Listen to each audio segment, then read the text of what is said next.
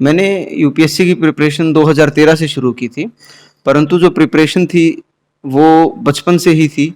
परिवार में जो लोग थे, पिताजी थे, मेरी दादी थी, वो बचपन से बोलती थी कि बड़ा अधिकारी बनना है। हाँ, और बाद में हम जब बड़े होते हैं, अखबार में, मीडिया के द्वारा जी, अलग अलग अधिकारियों के अच्छे कार्य देखते हैं, हाँ, उनसे प्रेरणा मिलती है। हुँ, तो उन सब ने मिलकर मुझे प्रेरित किया कि क्यों अपना अब प्रशासनिक सेवा की ओर बढ़ा जाए।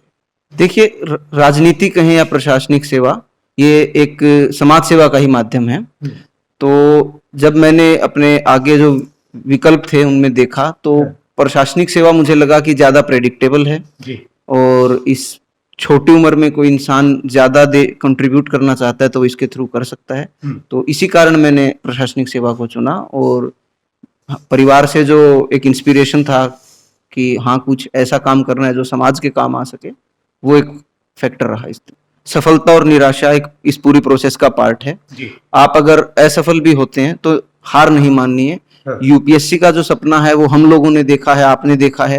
हाँ। तो दायित्व तो हमारे कंधों पर ही है कि हम इसको इसके लॉजिकल एंड तक लेकर जाएं। तो कभी मेरे पिताजी ने भी मेरे को राजनीति के लिए प्रेरित नहीं किया। जी, वो नहीं चाहते थे मैं राजनीति करूं। हाँ, मैं अपनी इच्छा से राजनीति में आया। हाँ, और अब मैंने मेरे बच्चों को भी राजनीति करने के लिए विवश नहीं किया। जी, मेरी तो ये इच्छा थी, वे जो मन से ये चाहते हैं, हुँ, ये किस माध्यम से देश की सेवा करना चाहते हैं, लोगों की सेवा करना चाहते बिल्कुल। हैं, तो इनको ये उचित लगा। इनका बहुत ज़्यादा inspiration, he is inspiration for all of us, मेरी जी, फ्रेंड्स के लिए, हमारे सर्कल में, हाँ। हमारी सोसाइटी में। He is means he is a very inspiring person.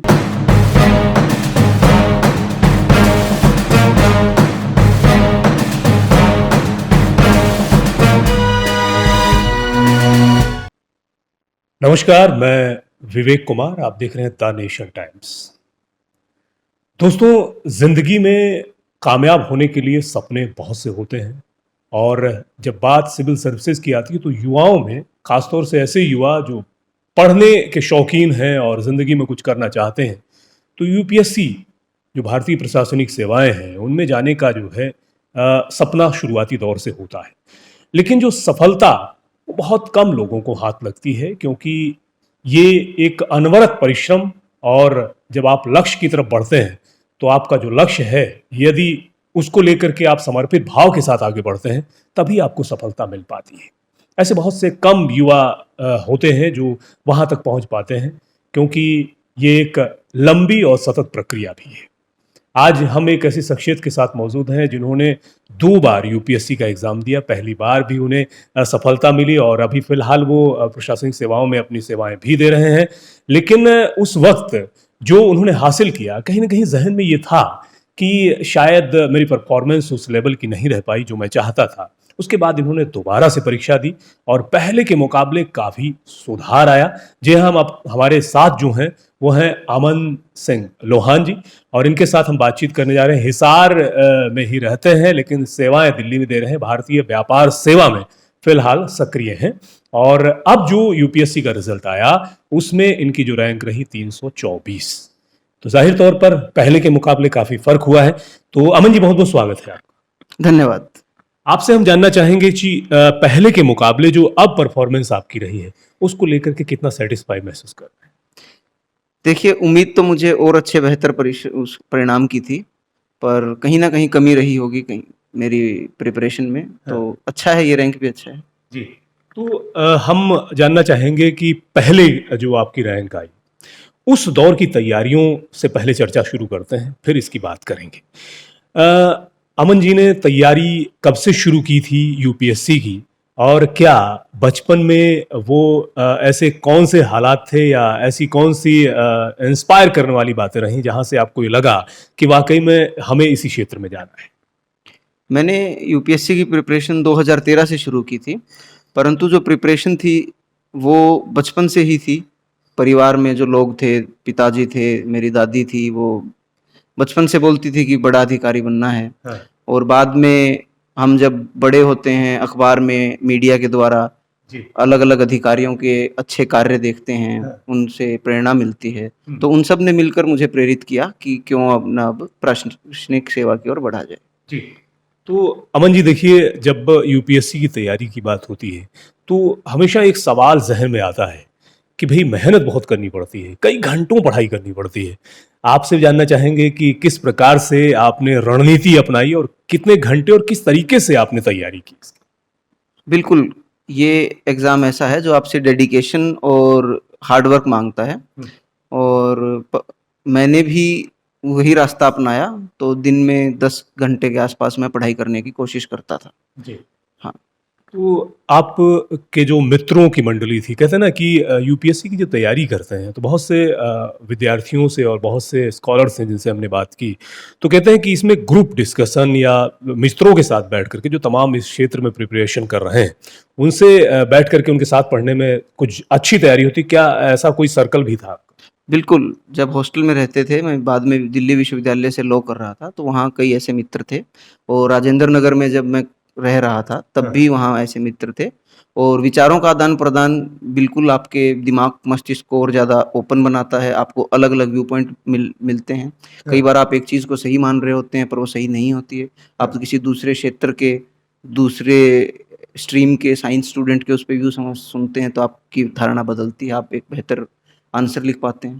तो जी। डेफ़िनेटली डिस्कशन का काफ़ी रोल रहता है इसमें। आप शुरुआती दौर में विज्ञान के विद्यार्थी रहे और उसके बाद जो है जब आप ने यूपीएससी की तैयारी शुरू की तो आपने अपना जो संकाय है या जो स्ट्रीम है उसको आपने चेंज किया। वो कैसे हुआ वो थोड़ा-सा बताएँ? प्लस 2 में मेरे पास नॉन मेडिकल था, पर नॉन मेडिकल में मेरी जो रुचि थी वो कम थी। तो उसके बाद मैंने खुद से सवाल किया कि अब करना क्या है, तो दिमाग में आया कि यूपीएससी की तैयारी की जाए।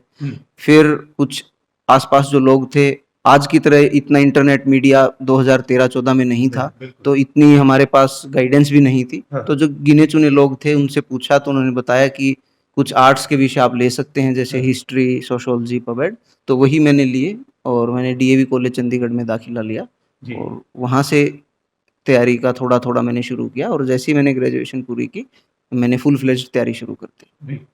अमन जी, आपके घर की और आपके परिवार की यदि बात की जाए तो आपके पिताजी उमेद सिंह लोहान जो हैं वो राजनीति में एक जाना-माना चेहरा हैं और हरियाणा में जो है काफ़ी लोग जो है उन्हें बहुत बेहतर तरीके से पहचानते हैं।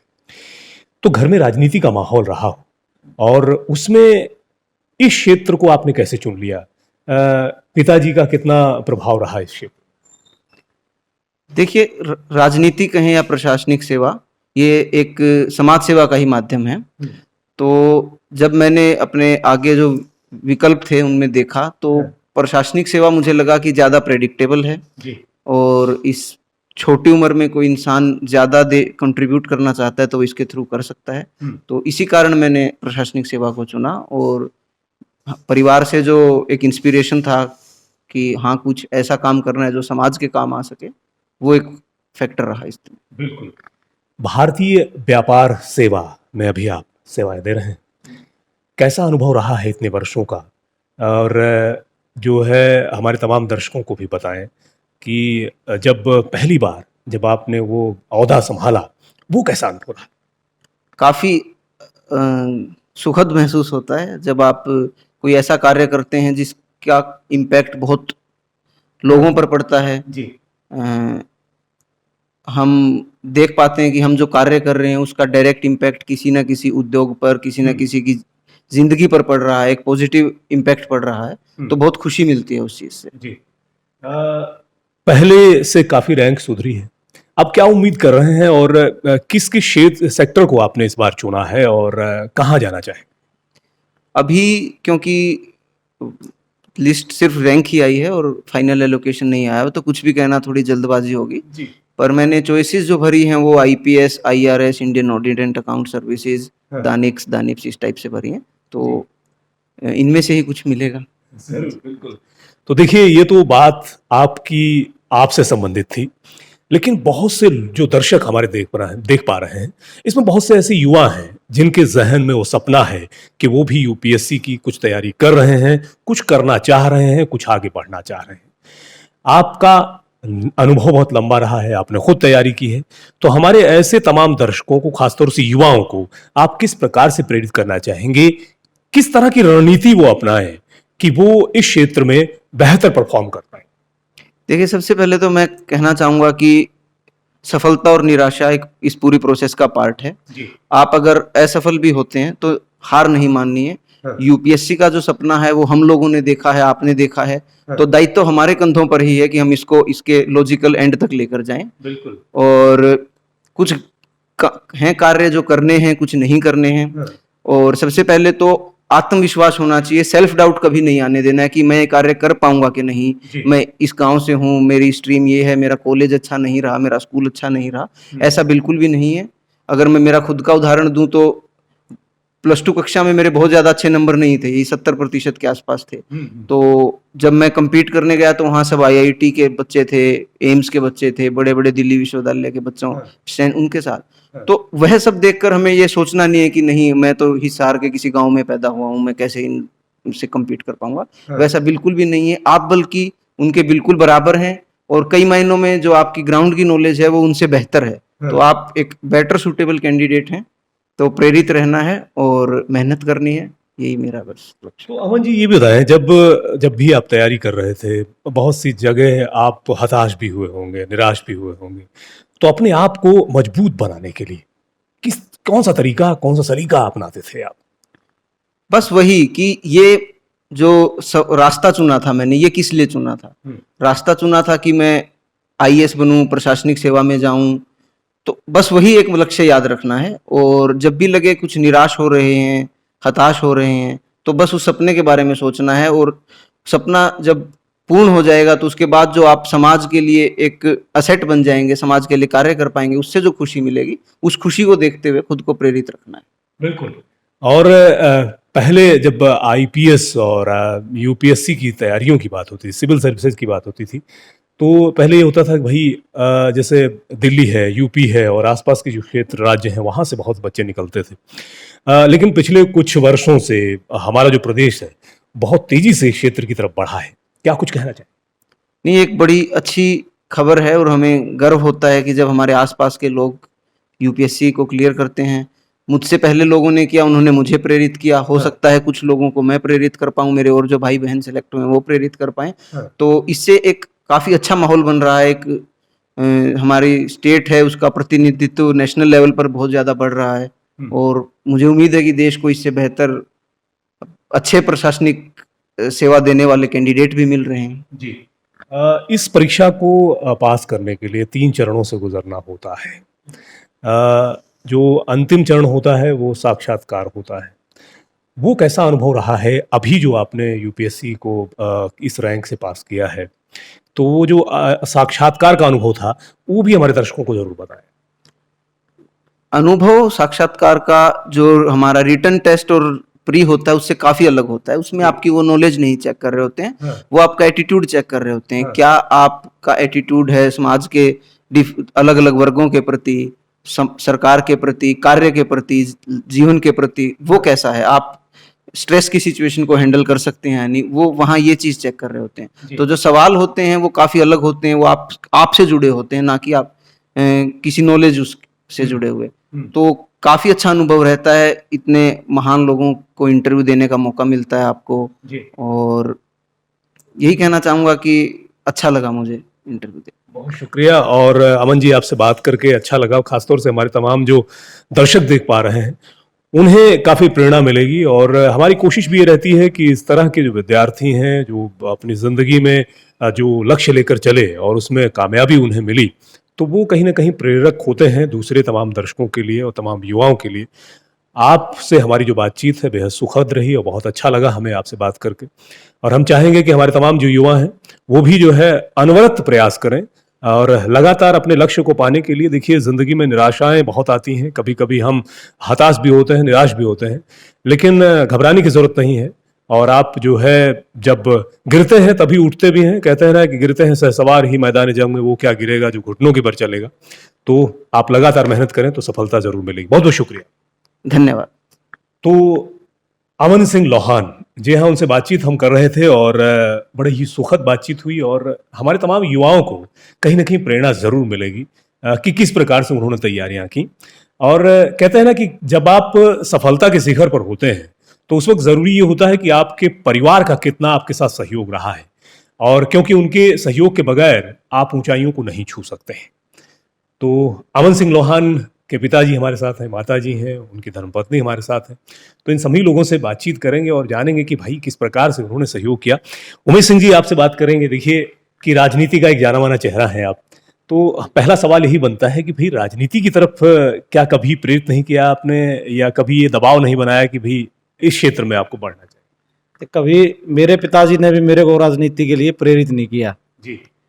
वो नहीं चाहते थे मैं राजनीति करूं। हाँ। मैं अपनी इच्छा से राजनीति में आया हाँ।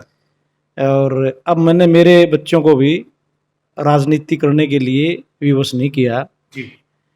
मेरी तो ये इच्छा थी कि जो मन से ये चाहते हैं, ये किस माध्यम से देश की सेवा करना चाहते हैं, लोगों की सेवा करना चाहते हैं, तो इनको ये उचित लगा कि हम एक जो सिस्टम है प्रशासन का, उसके माध्यम से भी लोगों की भलाई कर सकते हैं, सेवा कर सकते हैं। तो फिर सारे परिवार ने इनका हौसला बढ़ाने का काम किया और जो जो मदद हो सकती थी परिवार की तरफ से, जी। वो सब परिवार के सदस्यों ने करने का काम किया। देखिए बातचीत चल रही है तो इस दौरान जो है एक बेटे और भी हैं आपके, हाँ। वो सेना में सेवाएं दे रहे हैं। तो देखिए इस पूरी बातचीत में अगर उनका जिक्र ना हो तो अच्छा नहीं लगेगा। थोड़ा सा उनके बारे में भी हमें बताएं। तो युद्धवीर सिंह लोहान है, हाँ। वो कैप्टन है अभी गढ़वाल स्काउट से, अपने बॉर्डर है जो चाइना का बॉर्डर, वहाँ पे वो अब भी 15,000 की हाइट पे, जहाँ सिर्फ बर्फ है, वो अपने देश की सेवा कर रहे हैं और मेरे को बहुत प्राउड है, फक्र है उन पे। और उन्होंने भी पूरे परिवार का, अपने गांव का, अपने देश का नाम रोशन करने का काम किया है। उन्होंने कब ज्वाइन किया था और क्या बचपन से वो इसी क्षेत्र में जाने का सपना देखते थे? हाँ, वो +2 से ही उनकी इच्छा थी और आर्म्ड फोर्सेस का मेडिकल कॉलेज है पुणे में, जी। उसमें उनका ये था सपना कि मैं उसमें जाऊं पढ़ूं। तो उसमें उनका एडमिशन हुआ +2 के बाद और फिर जो आर्मी की मेडिकल कोर है जी। उसमें भी वो डॉक्टर हैं, कैप्टन हैं और वहाँ जो हमारे फौजी हैं ऊपर तैनात बर्फ में, जी। उनको वो सेवाएं दे रहे हैं मेडिकल हेल्प की, जी बिल्कुल, एज कैप्टन। आज हम जानना चाहेंगे कैसा महसूस कर रहे हैं आप। देखिए हमें आपके बीच में आकर के बहुत अच्छा लग रहा है, तो जाहिर सी बात है कि आपके घर में जो है एक जो पहले उन्होंने एग्जाम दिया उसके बाद काफी रैंक सुधरी है, कैसा महसूस कर रहे हैं? बहुत एक जो बाप अपने बच्चों की सफलता पे महसूस करता है, उनकी कामयाबी पे, और कामयाबी से भी ज़्यादा जो संस्कार हैं मेरे बेटों में, जी। मैं बहुत खुश हूँ। बहुत शुक्रिया आपका। आपका क्या नाम है जी? ये नहीं आप बताएं, हमें बात तो उनसे भी करेंगे जी। विद्या कैसा लग रहा है आपको? बहुत अच्छा लग रहा है। गांव में भी जो है लोगों को पता चला होगा, तो वहाँ कैसा माहौल? सब बढ़िया है जी, खुश है। सभी खुश हैं? हाँ, क्या नाम है जी आपका? अनामिका। अनामिका जी आप क्या कर रही हैं, थोड़ा सा ये भी हम करंटली मैं पीएचडी कर रही हूँ दिल्ली यूनिवर्सिटी से केमिस्ट्री सब्जेक्ट में। जी।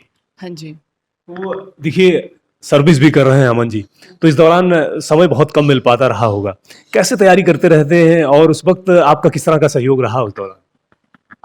ऑफिस के बाद या सैटरडे संडेज को इन्हें टाइम मिलता है तो ये रेगुलरली न्यूज़पेपर रीडिंग एंड जो भी इनका सब्जेक्ट है, से हिस्ट्री है, सो उसको प्रिपेयर करते हैं और बाकी भी अपने जो इन्होंने नोट्स प्रिपेयर किए हैं उनको कंटिन्यूअसली ये रीड करते रहते हैं। सो एक वो फ्लो में सब तैयारी अच्छे से हो गई है। बिल्कुल। तो भाई ये तो तैयारियां करते रहते हो, आप भी पीएचडी कर रही हैं, तो कहीं ना कहीं प्रेरणा है? बिल्कुल बिल्कुल। इनका बहुत ज़्यादा inspiration, he is inspiration for all of us, मेरी फ्रेंड्स के लिए, हमारे सर्कल में, हमारी सोसाइटी में। He is a very inspiring person and moreover I'm happy for as a wife I'm happy, but moreover I'm more happier that he will contribute to society in a very good manner. He's a apt candidate a country could have. बिल्कुल। देखिए PhD आपकी होने वाली, complete होने वाली, आपके क्या सपने हैं, क्या करना चाह रहे हैं? मेरा शुरुआत से ही टीचिंग में है या रिसर्च में। मैं research I am focusing on research basically, but हाँ मैं कॉलेज टीचिंग में जाने का है मेरा। हाँ जी बिल्कुल, ये जो पूरा परिवार है एक तरह से समाज का न केवल अभिन्न अंग है। उमेश जी हमारे साथ बैठे हैं, ये लगातार अनवरत सेवाएं करते रहे हैं। अमन जी जो हैं वो 2017 से सेवाएं कर भी रहे हैं और अब जो है 324वीं रैंक जो है यूपीएससी में आई है। जाहिर तौर पर इन्हें एक बहुत अच्छा प्लेस मिलेगा और वहां पर ये जो है अपनी सेवाएं देते हुए नजर आएंगे। तो ये बातचीत जो है हमारे तमाम जो दर्शक देख पा रहे हैं, हम ये चाहेंगे कि हमारे जो खासतौर से युवा हैं जो यूपीएससी के क्षेत्र में जाना चाहते हैं, सिविल सर्विसेज में जाना चाहते हैं, वो जरूर प्रेरित होंगे और उन्हें प्रेरणा मिलेगी। जाहिर तौर पर जब किसी परिवार में सफलताओं के शिखर पर जब हमारे बच्चे चढ़ते हैं या ऊंचाइयों को छूते हैं, तो न केवल हमें गर्व होता है बल्कि पूरे समाज को, पूरे देश को इस पर गर्व होता है। इस तरह की कहानियां जाहिर तौर पर प्रेरणा का स्रोत होती हैं और ये कहानियां न केवल कहानियां होती हैं बल्कि प्रेरक प्रसंग भी होते हैं जो आगे बढ़ने के लिए सभी को प्रेरित करते हैं। बहुत बहुत शुक्रिया तमाम दोस्तों का हमसे जुड़ने के लिए। इसी तरह से द नेशन टाइम्स के साथ बने रहें, ऐसी बहुत सी कहानियां आप तक लेकर आएंगे।